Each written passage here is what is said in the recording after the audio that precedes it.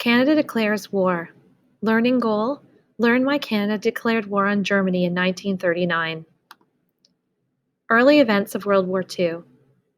In the 1930s, Germany introduced a new battle tactic called Blitzkrieg, or lightning war. Blitzkrieg fighting technique relied on air, artillery, and land attack at the same time. The Germans set out to cut supply lines, spread terror and confusion in the area it was attacking. Ironically, Blitzkrieg was devised by the French in World War I. Although World War II officially began in 1939, there was no real combat until the invasion of France in 1940. Consequently, the 1939-1940 part of World War II is referred to as the Phony War. September 1st, 1939. Hitler invaded Poland and the Germans were able to capture the capital city of Warsaw in about a week. Britain and France declare war on Germany. April 1940. Germany invaded Norway and Denmark. They are neutral countries. May 1940. Northern France, Belgium, Luxembourg, and the Netherlands fall to the Germans.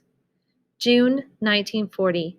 Germany neutralized France and annexed Alsace-Lorraine, made part of Germany, from France. Germany began pushing French troops back towards the sea. French soldiers managed to get to Dunkirk, along the French coast, where a massive evacuation of the French troops by the British began. This is also known as the Miracle at Dunkirk. 215,000 British and 120,000 French soldiers were rescued from death or imprisonment. Unfortunately, all supplies had to be left behind. Canada at war.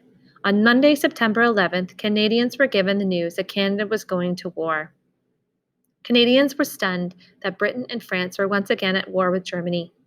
Prime Minister Mackenzie King called for the emergency meeting of the Canadian Parliament. The result that, as an independent nation, Canada would take its part in supporting the war effort. Canada still felt an obligation to Britain, as they were its strongest ally. However, the eagerness towards another war was quite solemn, as Canadians still had the negative memories of World War I on their minds. Canadians felt threatened by Germany due to the attack of Athenia, a passenger ship that was torpedoed by a German submarine. 200 out of the 1,500 traveling on it were Canadians. Several Canadians were killed as a result of the attack. One passenger killed was 10-year-old Margaret Hayworth, who was given a state funeral. Her death provoked Canada to act against the Nazis, which ultimately led to their part in the war.